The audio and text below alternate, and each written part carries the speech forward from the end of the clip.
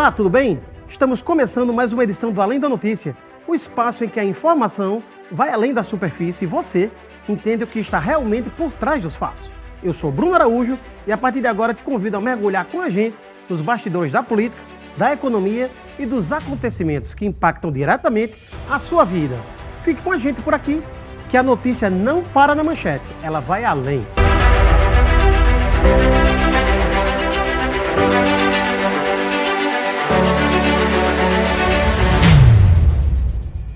A decisão recente do Tribunal de Contas do Rio Grande do Norte sobre as concessões da via costeira vai muito além de apontar irregularidades administrativas. Ela escancara um problema antigo e persistente: a tentativa de transformar patrimônio público em ativo privado de especulação imobiliária. E desta vez alcançou o improvável. Virou anúncio: um terreno de mais de 20 mil metros quadrados à beira-mar, pertencente ao Estado, foi colocado à venda por 35 milhões de reais, sem disfarce, sem constrangimento e com uma propaganda direta, oportunidade única para grandes investidores, vista panorâmica permanente em uma das áreas mais valorizadas de Natal. E fica a pergunta: como um bem público concedido para uma finalidade específica aparece no mercado como se fosse propriedade privada? A resposta começa a aparecer no voto do conselheiro Antônio Ed Souza. Ao analisar o caso, o tribunal e o conselheiro reconheceram que várias dessas concessões estão extintas, ou seja, descumpriram o contrato feito lá no passado. Projetos que nunca saíram do papel, por falta de investimento, ausência de retorno para a sociedade e, em alguns casos, nenhuma atividade concreta. Estamos falando de terrenos que estão há cerca de 40 anos sob concessão, sem cumprir a função para a qual foram destinados.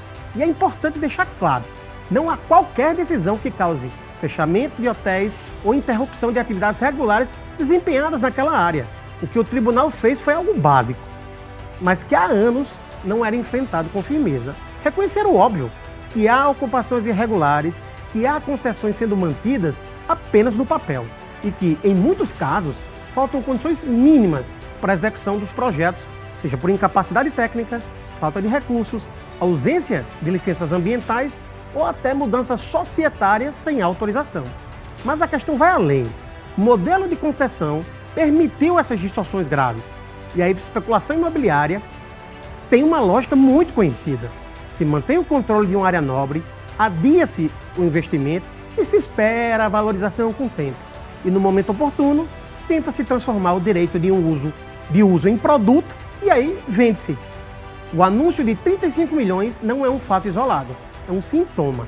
O sintoma de um modelo que deixou brechas para que concessões públicas fossem tratadas, na prática, como propriedade privada. E isso tem consequências diretas. Áreas que poderiam estar gerando emprego, movimentando o turismo, oferecendo espaços de lazer, acabam subutilizadas, abandonadas e à espera de valorização. A decisão do tribunal, provocada por uma denúncia, aponta para um novo caminho: elaboração de um plano de ação para reorganizar essas áreas, a possibilidade de novos processos licitatórios e, principalmente, a revisão do modelo de concessão. Um modelo que precisa urgentemente ter critérios claros, capacidade técnica comprovada e a obrigação real de execução. A determinação de retomar os imóveis irregulares, são 7 ao todo, e impedir novas prorrogações automáticas enviam uma mensagem importante, talvez a mais importante de todas: a de que o Estado precisa, finalmente, agir com firmeza. Porque o que está em jogo não é apenas um conjunto de terrenos na via costeira, é o princípio de que o interesse público não pode ser capturado por interesses privados. Se essa decisão marcar um ponto de virada, ela pode transformar um problema que é histórico em uma oportunidade. E a oportunidade de devolver à sociedade aquilo que sempre foi dela. A reunião do Conselho Municipal de Transporte e Mobilidade Urbana, realizada nessa semana, trouxe uma decisão que impacta diretamente o bolso do natalense. A tarifa do transporte público sobe para R$ 5,20. O aumento foi justificado com base em critérios técnicos e no crescimento dos custos operacionais ao longo dos últimos 15 meses. A reunião do Conselho Municipal de Transporte e Mobilidade Urbana, realizada nessa semana, trouxe uma decisão que impacta diretamente o bolso do natalense. A tarifa do transporte público sobe para R$ 5,20. O aumento foi justificado com base em critérios técnicos e do crescimento dos custos operacionais ao longo dos últimos 15 meses. A gestão do prefeito Paulinho Freire argumenta que o reajuste ficou abaixo da inflação do período e que é necessário para manter o sistema funcionando. Falta apenas o decreto do prefeito para instituir o aumento. Até aí, novidade alguma. Transporte mais caro e sem qualquer melhoria, seja estrutural, seja na frequência ou na capilaridade. Mas aquilo que chama mais atenção não é o aumento, é o pacote que vem junto com ele.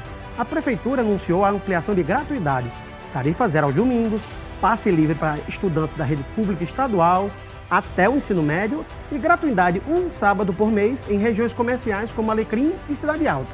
Medidas que, do ponto de vista social, têm apelo, ampliam o acesso, facilitam a mobilidade e aliviam o custo para quem mais precisa. Medidas importantes e dignas de aplauso. Não fosse a falta de respostas claras sobre quem vai pagar a conta e como. Porque, na prática, o que está sendo desenhado é uma mudança no modelo. Uma parte cada vez maior do custo do transporte deixa de ser paga diretamente pelo usuário e passa a ser coberta pelo orçamento da prefeitura, ou seja, sai da tarifa e entra no bolso do contribuinte. Esse modelo não é novidade. Outras capitais já adotam subsídio ao transporte público, mas existe uma condição básica para que ele funcione: transparência, que é exatamente isso que está faltando. Até o momento, não há clareza sobre o impacto financeiro dessas medidas. Qual o custo real das gratuidades? Qual o tamanho do subsídio que será bancado pelo município? De onde virão os recursos? Sem essas respostas, o debate fica incompleto. A informação, em princípio, é de que a tarifa deveria ir a R$ 6,04. Com o subsídio de 0,84 centavos, ela chega a R$ 5,20. E a questão deixa de ser apenas a tarifa. Ela está na sustentabilidade do negócio e da concessão. E aí, entramos em outro ponto crítico: a ausência da licitação do transporte público em Natal. O sistema opera há anos sob contratos precários, com sucessivas prorrogações, sem um modelo definitivo, sem regras claras, sem metas objetivas de qualidade e, principalmente, sem uma estrutura transparente de custos. Sem licitação, o que se tem é um sistema que vai sendo ajustado na superfície. Aumenta-se a tarifa, amplia-se o subsídio, cria-se gratuidade, mas não se resolve o problema estrutural, não se redefine o modelo. Não se estabelece, de fato, um novo padrão de serviço. E isso gera um risco. O risco de avançar em medidas populares, como as gratuidades, sem garantir a base financeira que sustenta o sistema. O risco de pressionar os cofres públicos sem previsibilidade de longo prazo. E o risco de manter, claro, um serviço que continua sendo alvo de críticas, mesmo com mais dinheiro envolvido. No fim, um descompasso entre medidas e objetivo. O aumento da tarifa e a ampliação dos benefícios caminham rápido, mas a transparência, a segurança financeira e a solução definitiva para o sistema, essas seguem em ritmo lento. E transporte público não se resolve apenas com reajuste e boa intenção. Se resolve com planejamento, clareza e organização estrutural. Natal precisa, urgentemente, sair desse modelo precário que já dura anos, porque do jeito que está, a conta só muda de bolso, mas com o cidadão sempre pagando do seu bolso. A movimentação política não para. Cada dia um novo capítulo. O mais novo foi anunciado recentemente com o Partido Republicanos, que até então tinha o ex-prefeito e pré-candidato ao governo Álvaro Dias no comando, desembarcando no grupo do agora ex-prefeito Alisson Bezerra. O vice-prefeito de Mossoró, Marcos Medeiros, assumiu o comando do partido aqui no Rio Grande do Norte. Isso acontece após a destituição de Álvaro Dias, que já estava de saída da legenda, mas que desejava mantê-la no arco de alianças do seu grupo político. Não foi o que aconteceu. E não é apenas uma troca de comando partidário, é uma mudança de eixo político. A decisão foi tomada pela direção nacional e já oficializada pela Justiça Eleitoral. O partido muda de mãos e de lado. Isso traz ganhos claros para quem recebe e perdas evidentes para quem perde. Para o grupo de Alisson Bezerra, o ganho é óbvio. Primeiro, tempo de TV. Segundo, densidade política. Ao assumir o controle da legenda, Alisson não apenas ganha apoio, ele passa a comandar, ainda que indiretamente, uma estrutura partidária inteira. E em uma disputa equilibrada e pulverizada, isso faz diferença. Porque em eleição majoritária, estrutura é tão importante quanto voto. Agora, do outro lado, as perdas são igualmente relevantes. É o jogo de 6 pontos. Um leva 3, o outro deixa de ganhá-los. Para Álvaro Dias, o prejuízo foi direto. Ele perde o controle de um partido competitivo, perde espaço de negociação e capacidade de articulação. Fica com menos instrumentos políticos na mesa. E em política, quem perde instrumentos, perde poder. Além disso, há um impacto simbólico. Mostra que o ex-prefeito deixou de ser o eixo de decisão dentro da legenda. Ainda que cabeça da majoritária, é um comandado, não mais um comandante. Isso afeta as alianças, confiança e o posicionamento de outros atores. E aí entra um ponto importante. Esse movimento também embaralha o cenário de outras lideranças. Nomes como o presidente da Assembleia, Ezequiel Ferreira, por exemplo, que vinha sendo associado a esse campo político, agora fica meio que indefinido. As nominatas encaminhadas passam a ser dúvidas. Para onde vão? Com quem vão? Ainda não temos resposta, mas há uma certeza, o cenário é outro.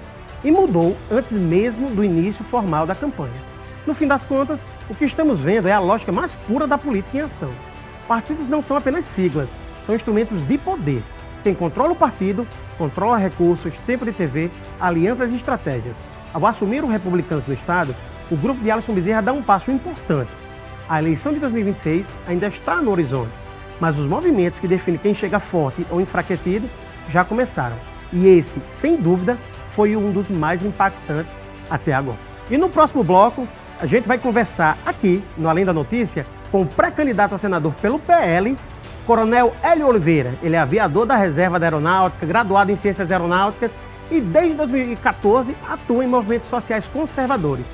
Já foi candidato a prefeito pelo PRTB e agora está aqui no Além da Notícia. Depois do intervalo, você vai ver essa conversa.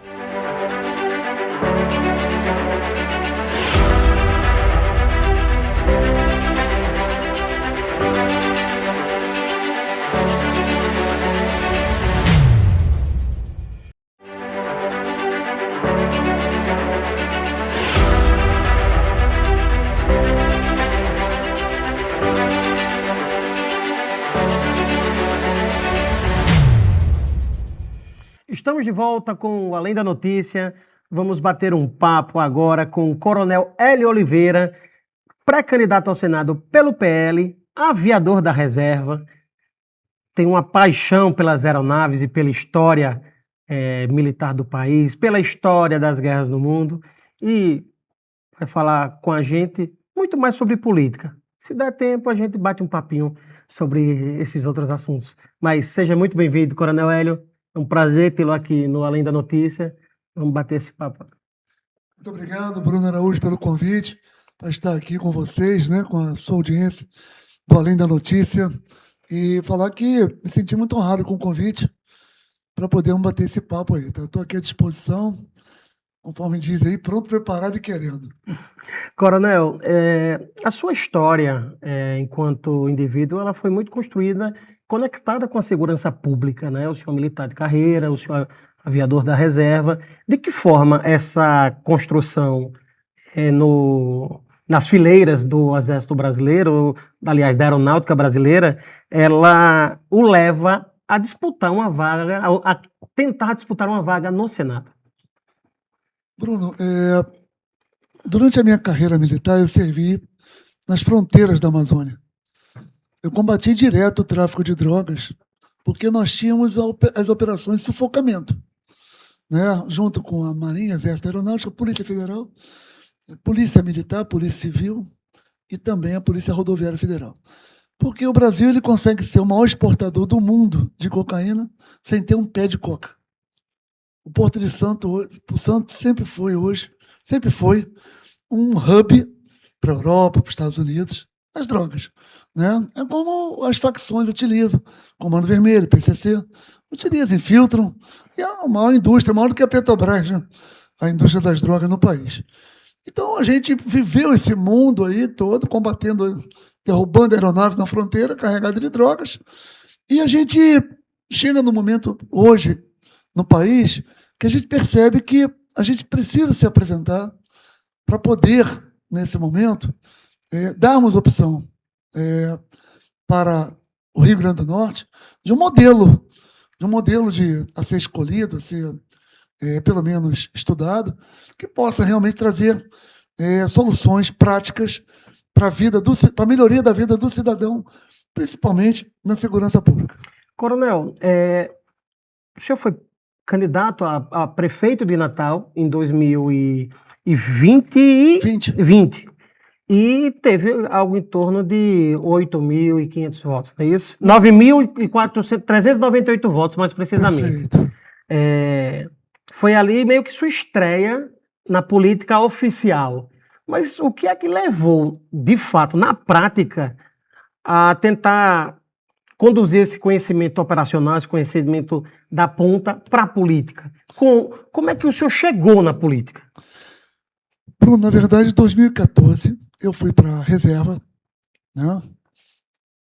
E, a partir daquele momento, eu me senti na obrigação de, vendo o cenário nacional que acontecia, em especial o que acontecia em termos de corrupção, que acontecia no Planalto e o reflexo que acontecia no Estado. Né?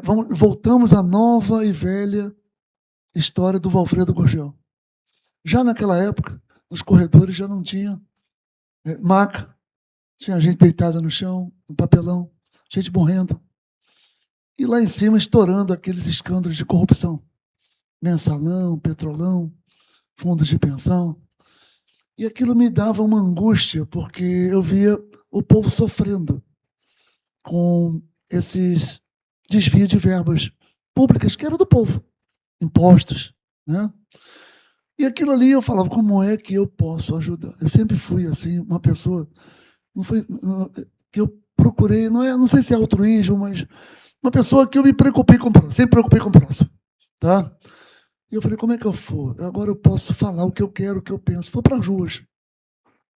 E fui lá para o Ateneu, 2014. Cheguei lá, depois das eleições que houve, a reeleição da Dilma, cheguei lá e encontrei um pequeno grupo que não tinha nem internet direito nessa época. E esse pequeno grupo hoje tem 50 mil pessoas, que é o Grupo Força Democrática. E ali nós comungamos. Quem integra esse grupo, coronel? Até para a gente entender melhor de onde o senhor vem. Reni foi pré-candidato a vereador. A Luciana Monteiro, né? Carol Diniz, né? Que eu não sei se você conhece, Carol. E por incrível que pareça, naquele momento, o deputado federal Rogério Marinho, né? Ele era uma referência para nós, porque ele era da educação e nós tínhamos uma preocupação muito forte com a educação. Ele era da comissão da educação, parlamentar da educação. Então, muito poucas pessoas, Bruno, se encontraram nesse dia, após as eleições, no Ateneu. Não marcamos nada, fomos para a rua. E eu fui para lá. O Ateneu parece ter uma tradição, né? E desse grupo, por incrível que pareça, esse grupo foi sendo voz e dando voz às pessoas. E nós fomos nos juntando, criamos uma página. Hoje existe a página Força Democrática, né? Onde nós, a partir dali, identificamos que nós podíamos ser voz e dar voz. E de que maneira, Bruno?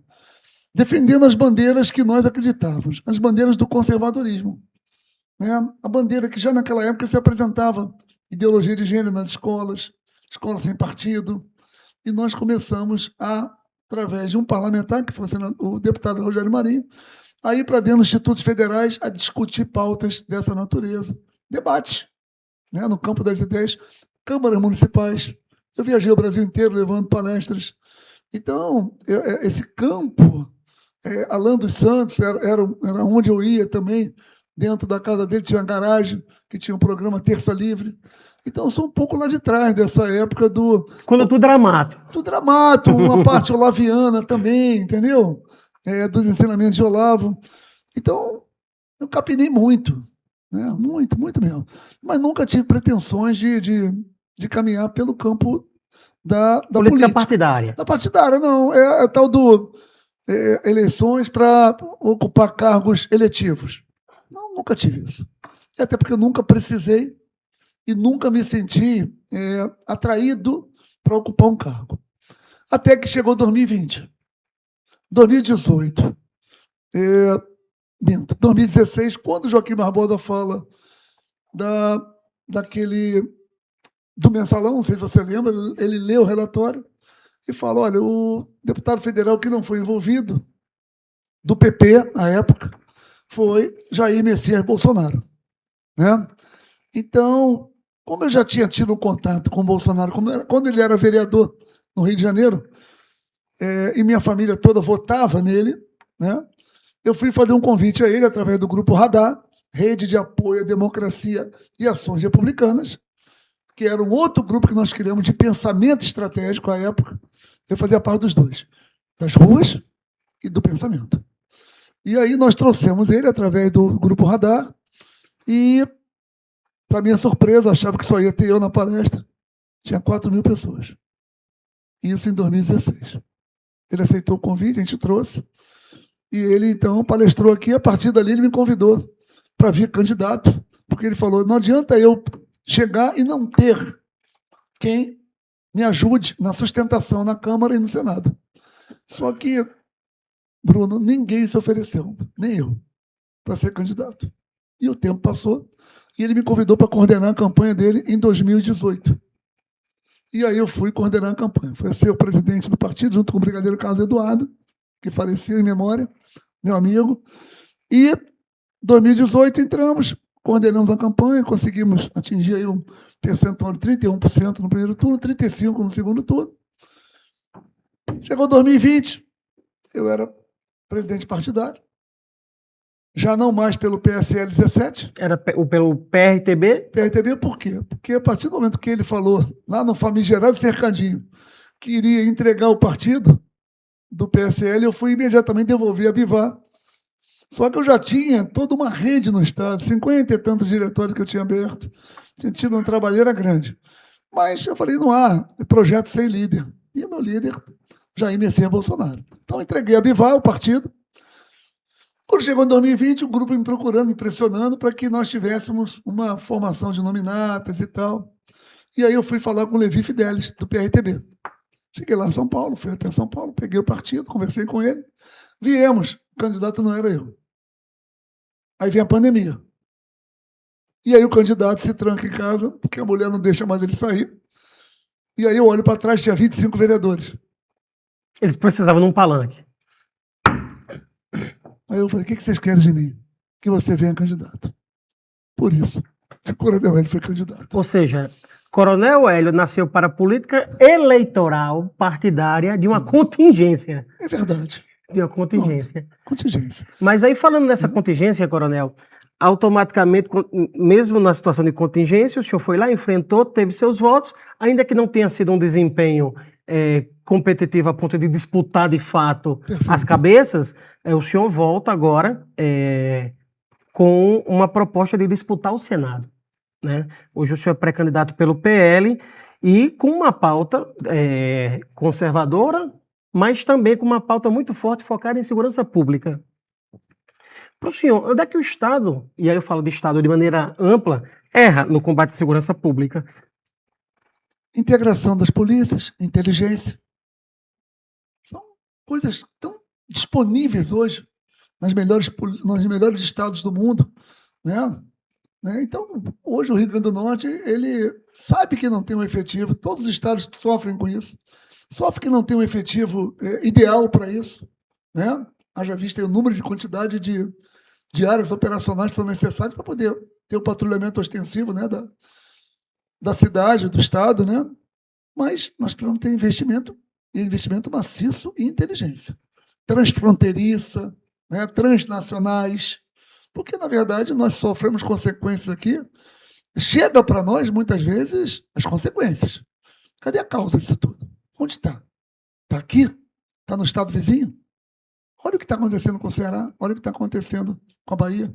E aí eu pergunto, como senador, o senador, por razões óbvias, ele ocupa uma casa legislativa que representa os estados, ele não tem poder efetivo de executar a política pública. Como é que o senador, como o senhor, enquanto senador, buscaria contribuir para aprimorar essa situação de combate à criminalidade, de fortalecimento das forças de segurança? Como é que o senhor poderia atuar nesse sentido, enquanto senador? Como um senador pode atuar? Apoiando, na verdade, o executivo, né? E não sei se está no meu currículo, não sei se você leu. Eu tenho pós-graduação no ITA, sim, de sistemas, tá? E toda essa gestão de TI, na base aérea de Natal foi um projeto que eu desenvolvi através de satélites, através de rádios, de redundância. Hoje a base aérea de Natal é uma base, as operações militares do mundo vêm para cá porque nós temos suporte de tecnologia da informação para poder suportar operações dessa natureza, da Cruzex. Então, modelos como esse, que para mim são coisas assim cotidianas, né? A gente pode realmente interferir de forma positiva e agregar valor na segurança pública, não só com recurso, mas também trazendo, na verdade, a expertise da capacitação técnica da habilitação. Então, o seu discurso, diferente do que muitos pregam, e pessoas, inclusive, associadas ao campo ideológico que o senhor defende, de que bandido bom é bandido morto, o senhor não vai necessariamente por esse caminho. A sua proposta de contribuir é, inclusive, do ponto de vista mais técnico, de fortalecimento, de contribuição direta, para que a polícia tenha a melhor condição de exercer seu trabalho. É mais ou menos isso? Ou não? O senhor também é adepto dessa teoria de que o enfrentamento indifere se vai matar ou não o antagonista, o bandido, o indivíduo? Bruno, nós temos muitas carências, tá? Se nós não tivermos projetos cruzados, né, simultâneos, que hajam realmente sombreamento em outros projetos, nós vamos demorar mais um século para podermos atingir, vamos dizer assim, uma situação de uma sociedade civil, vamos dizer assim, com qualidade de vida. Nós temos que ter investimento maciço em educação. Tá? A educação ela faz parte, inclusive, dos índices, né, de segurança. Nós temos que investir em inovação, nós temos que investir juntos, eu falo juntos porque é uma equipe, Sim. Não é o coronel ele sozinho, com oportunidades para os jovens, porque senão o jovem vai também para o crime, ele é atraído para o crime. Então, na cabeça do coronel Hélio aqui tem muita coisa que a gente poderá ajudar o Estado do Rio Grande do Norte, além da experiência, né, que a gente tem, da idade, né, dos cabelos brancos, com também a expertise da formação, da gestão, né, que a gente já passou por elas, e eu tenho certeza das contribuições que serão dadas para o povo potiguar, em especial, na área da educação, na área da segurança, né?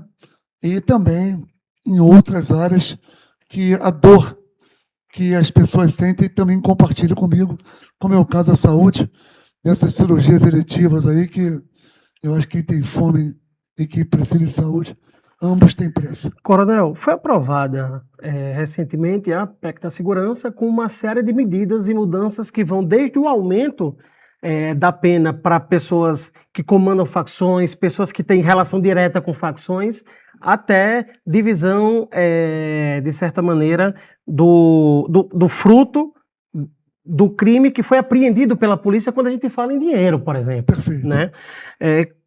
Como é que o senhor avalia, além dessa PEC, o que é que o senhor entende que seja necessário ainda se alcançar na legislação para se estabelecer um conjunto no Código Penal, por exemplo, que reprima ou que desincentive, vamos colocar assim, a prática do crime, a prática do delito?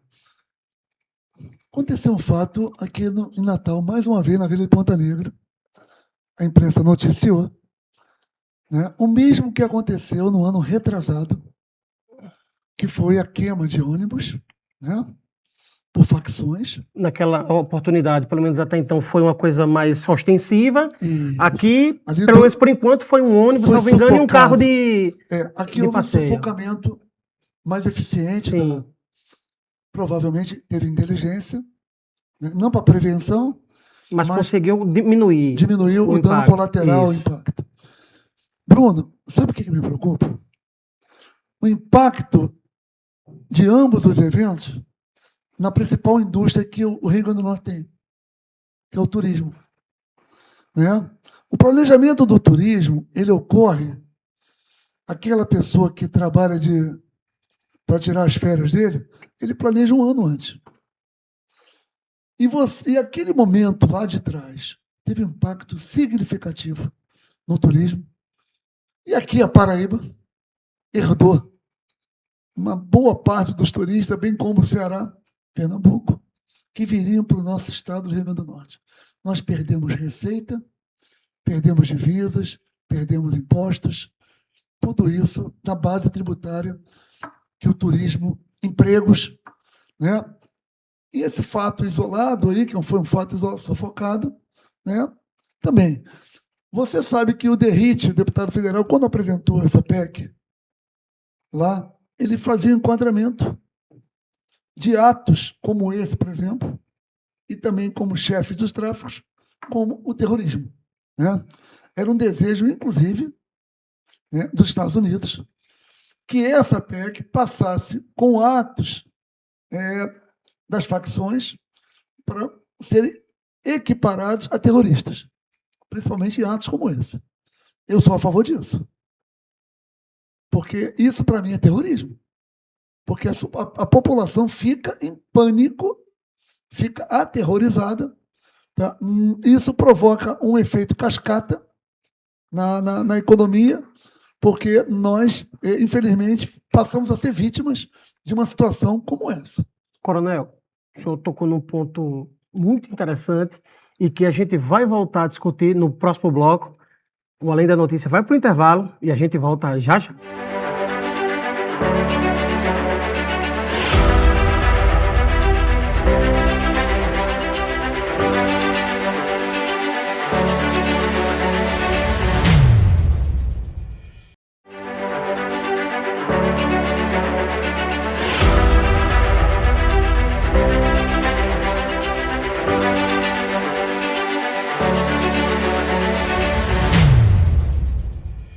Estamos de volta com o programa Além da Notícia. Estamos batendo aquele papo bom com o Coronel Hélio, pré-candidato ao Senado pelo PL. No bloco anterior, ele apontava a percepção de que ataques nas cidades promovidos por facções criminosas deveriam ser tratados como atos terroristas. E aí eu já vou mandar uma nova pergunta ensejando esse tema.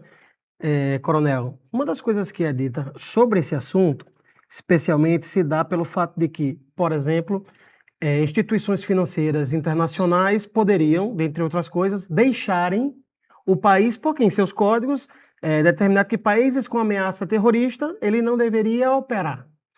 Poderia abrir o risco para o país perder investimento. Segundo, se coloca também que se o país, enquanto nação, admitir a existência de terrorismo em seu território, poderia abrir uma brecha para que um país como os Estados Unidos, que tem utilizado deste argumento para intervir em outras nações, poderia fazê-lo no país e provocar, eventualmente, uma desestruturação política em território nacional ou intervenção externa.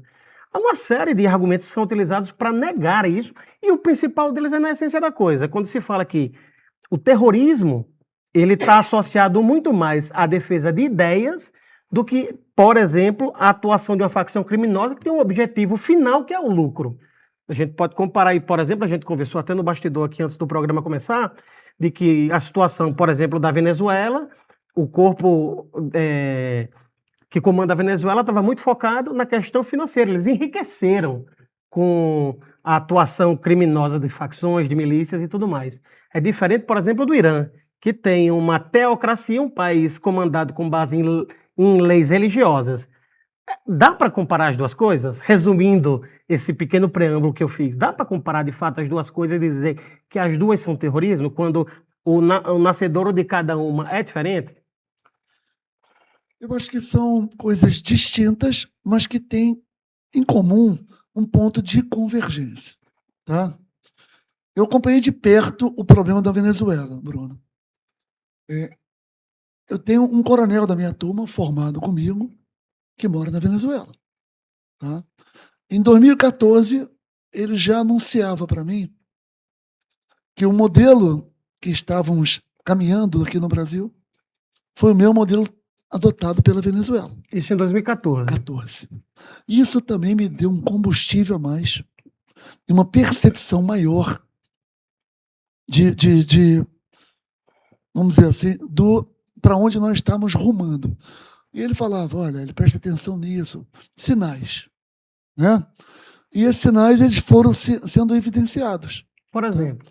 Por exemplo, o avanço do judiciário em cima do legislativo. A ponto que lá, hoje, o parlamento, quem está legislando é o judiciário. Lá na Venezuela. Ponto. Mandar prender parlamentares, mandar prender opositores, mandar prender. E a gente tem o histórico de 7 milhões de venezuelanos, 25% da população, que saíram do país porque eles perderam, na verdade, a capacidade de protesto, que é constitucional, o protesto, né? Pacífico. Então a Venezuela tomou esse rumo. E a gente viu na televisão o que estava acontecendo. A Venezuela estava matando, inclusive, aqueles militares que foram para protestar contra o governo. Né? Foi filmado ao vivo o assassinato. Né? Já, então, o sofrimento da população é o que há em comum, em especial entre a Venezuela e também o Irã. Apesar da conotação da Guerra Santa e da guerra do petróleo, vamos dizer assim, né? Nós temos em comum que o Irã é um país, como você falou, teocracia, onde as mulheres, os homossexuais, eles são quase que marginalizados. São completamente marginalizados. Né? Isso causa, na verdade, um sofrimento na população, onde, na verdade, eles não têm capacidade de reação. Tá? Paralelo a isso, a gente percebe que tanto a Venezuela, através do seu petróleo, e o Irã, através do seu petróleo, financiam grupos de extermínio terrorista. A Venezuela, como ela financia? Através do Estado, do narcotráfico. Haja visto o depoimento que teve de Carvajal. Né? Ele escreveu um livro. Carvajal tem um compêndio enorme, onde ele fala todas as barbáries do governo e as rotas, né, do tráfico de drogas. E, no Irã, a guerra dita santa contra Israel, contra o povo de Israel, e também financiamento direto de Hezbollah, né, dentre outros grupos terroristas. Isso causa, na verdade, um financiamento do terrorismo no mundo. Por isso que quando a gente percebe que os Estados Unidos vai até a Venezuela e pontualmente, porque o centro de poder da América Latina não era o Brasil. O Brasil é um gigante, mas o centro de poder estava onde já tem a Rússia e já tem a China. Isso não é uma prova da soberania brasileira, coronel, de certa maneira? O fato desses dois países não conseguirem tomar e confrontar as decisões do país, porque eles conseguem influenciar, por exemplo, a Venezuela em função do dinheiro, em função de uma série de outras coisas. Mas esse caso não é uma prova da soberania brasileira e por isso a gente deveria prezar em mantê-la? Bruno, quando a gente estuda os objetivos permanentes, né, da nação brasileira, a soberania é uma delas. Tá? Só que nós não podemos confundir os conceitos, né, as premissas básicas do que é soberania. Tá? Soberania, na verdade, a gente fala de soberania do espaço aéreo, soberania do território nacional, soberania do povo brasileiro, soberania dos governos. Mas a partir do momento que nós estamos vivendo e vivenciando, tá, situações dentro do país, onde nós estamos tendo inversões, inclusive de papéis institucionais, isso aqui a gente pode evidenciar e exemplificar, tá? A gente percebe que nós não temos mais a tão sonhada soberania, que muitas vezes a Constituição do país, ela faz parte da soberania. O cumprimento da Constituição, né, É o exercício dessa soberania. é o exercício da soberania. Porque nós tivemos a Constituinte, o povo que escreveu a Constituinte. E eu não tô, e essa Constituinte ela está sendo vilipendiada. Coronel, para a gente poder tratar de mais alguns temas, eu queria falar agora da política propriamente dita, né? Recentemente o senhor teve seu nome confirmado como pré-candidato a senador pelo PL, mas a gente percebeu que na semana que antecedeu esse anúncio, houve meio que uma hesitação ali aparente, uma espécie de tensão não visível, mas que era perceptível. Em algum momento o senhor imaginou que essa pré-candidatura pudesse não ser confirmada, coronel, ao longo desse processo? Eu sempre acreditei que seria possível. Sempre acreditei. Mas não houve essa movimentação, essa hesitação quanto a essa confirmação? Isso é uma pergunta objetiva. Houve. Houve. Na verdade, foi visível que Coronel Hélio, que estava posto, poderia ser um elo a ser quebrado. Preterido. Preterido. Fato.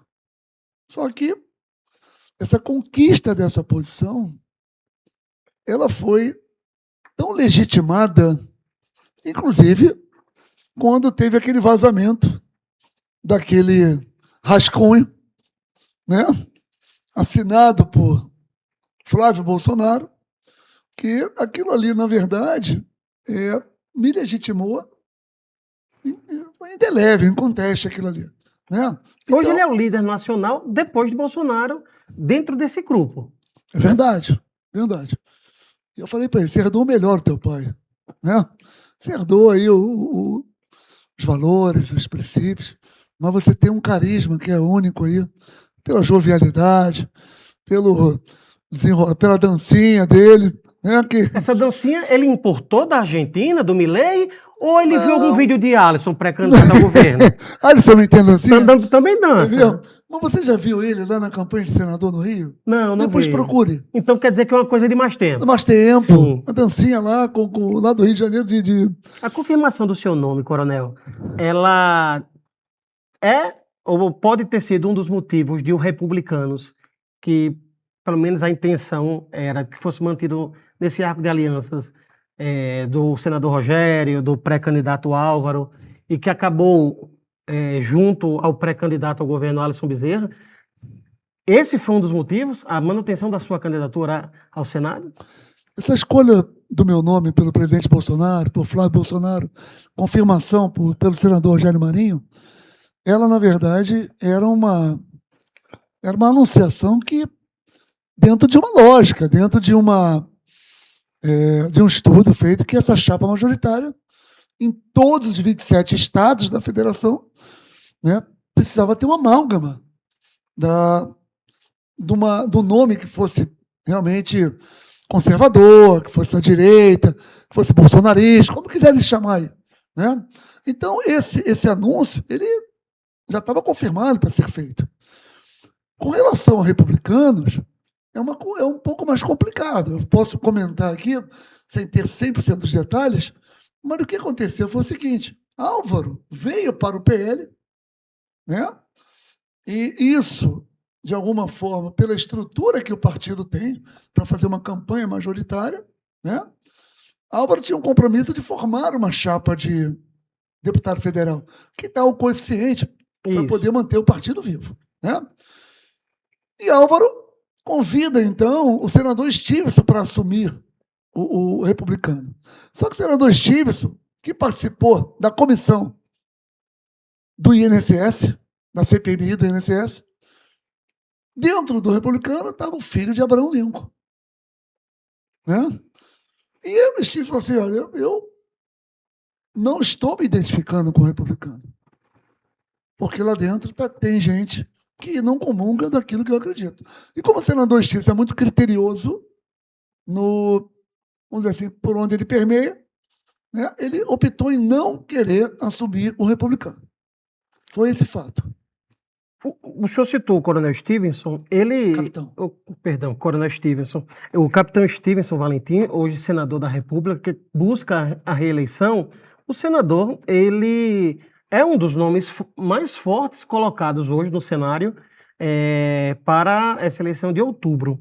Como é que o senhor pretende buscar viabilizar não só a candidatura, mas a competitividade dessa disputa, Coronel Hélio, pelo fato de que você vai ter esses votos para Stevenson, vai ser feita uma dobradinha, como a gente chama, uma chapa casada. Qual é a estratégia? Obviamente não vai se mostrar todas as estratégias agora para não entregar o ouro ao adversário, mas eu pergunto, como viabilizar tendo um candidato tão forte ao seu lado? O senador Stevenson Valentim é meu companheiro de chapa. Nós estamos juntos dentro da chapa majoritária, bem como Álvaro Dias e Babá Pereira.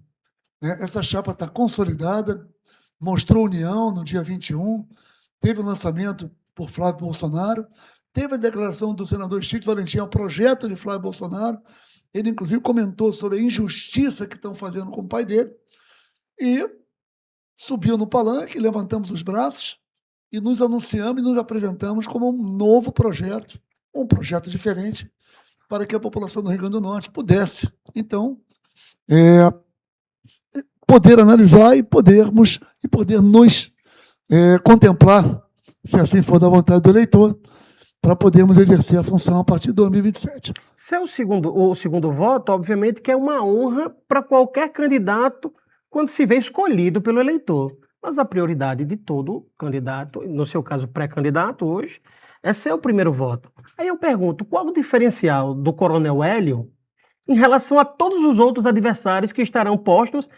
E adversários eu coloco inclusive o próprio Stevenson Valentim, que mesmo no mesmo campo ideológico vai disputar os votos no mesmo lugar, né? Qual o diferencial do Coronel Hélio nesse aspecto de, inclusive, dialogar até com quem está num polo diferente? Porque o voto não se rejeita, pelo menos foi assim que eu aprendi. É verdade. Bruno, a Coronel Hélio tem uma folha de papel em branco. E essa folha de papel em branco ela vai ser preenchida exatamente junto com o povo potiguar. Eu criei uma plataforma chamada Bora Decolar, Bruno, e essa plataforma é boradecolar.com.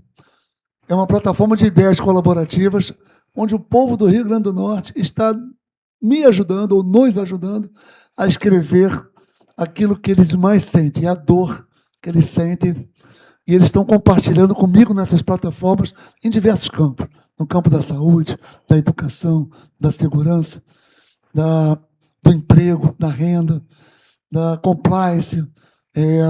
Então, isso tudo, Bruno, está sendo construído. E esses candidatos que já estão postos, já a folha de papel deles está toda rabiscada. Então, são esses rabiscos que já existem, é que o povo vai poder olhar para esses rabiscos e vai poder analisar se vai ficar com um candidato que tem uma história para ser escrita junto com o povo, ou se ele vai pegar uma folha de papel rabiscada e vai dar novamente a oportunidade para elas. Agora, Coronel, vai ser na lata. Eu vou fazer uma pergunta curtinha, você vai me responder do mesmo jeito. Qual é a maior prioridade do Rio Grande do Norte hoje? Segurança pública e saúde. Mesmo com a segurança pública tendo alcançado patamares, de maneira geral, melhores do que no passado, tem que melhorar ainda? Muito. Em relação a um nome forte para 2026 na política que o senhor acredita que vai surpreender? Flávio Bolsonaro. Quem é que não pode vencer as eleições de 2026? Zenaide Maia. Uma palavra, Coronel, para definir a política do Rio Grande do Norte. Muita lá. Na verdade, a política do Rio Grande do Norte é uma política que precisa ser renovada. Quando o senhor olha para o conjunto de adversários que existe hoje no Rio Grande do Norte, por exemplo, quem o senhor vê como um adversário difícil de enfrentar e de superar? O senhor consegue identificar, ou seja do outro lado, seja do seu lado, um adversário difícil de ser superado? Não existem eleições fáceis. Todas as eleições, de uma maneira geral, aqueles que entram no play têm a esperança e a expectativa de ganhar. Então, todos os adversários merecem ser respeitados. Quem te inspira na política, coronel? Jair Messias Bolsonaro. E um sonho seu para o Rio Grande do Norte? Devolver ao povo do Rio Grande do Norte tudo que o povo do Rio Grande do Norte já me emprestou. E está na hora de devolver a eles o que é do povo. E aí, para a gente encerrar, qual o legado que ao final dessa trajetória que o senhor ainda vai empreender por algum tempo na política, imagino eu, pretende deixar enquanto legado para o povo potiguar, quando as pessoas lembrarem dessa trajetória de Hélio, vão dizer, isso aqui é a marca dele. É o senador do povo. É o senador que se preocupou com o povo do Rio Grande do Norte. Conversamos agora com o coronel Hélio Oliveira, gente boa, aviador, pré-candidato ao Senado pelo PL, e além de desejar boa sorte nessa caminhada, que está literalmente no começo, né? Uma pré-caminhada, podemos dizer assim. Agradecer pelo convite e fico o microfone à sua disposição, coronel. Muito obrigado, Bruno Araújo, pelo convite, me senti honrado. Eu queria mandar um abraço para todo mundo da audiência aqui do Notícia. E, acima de tudo, falar além da notícia, né? Mandar um abraço para minha sogra, tá? Para minha esposa, para a turma do Seridó, para Marli Félix, que está internada aqui, que é uma grande companheira lá de Caicó. Enfim, para todo o povo potiguar e falar o seguinte: tenham esperança, tá? O povo do Rio Grande do Norte merece respeito e nós procuraremos honrar todos vocês se nós conseguirmos atingir o mandato de senador da República. Coronel, muito obrigado. E a você que esteve conosco, meu muito obrigado também. E a gente se vê na próxima edição do programa Além da Notícia. Até lá.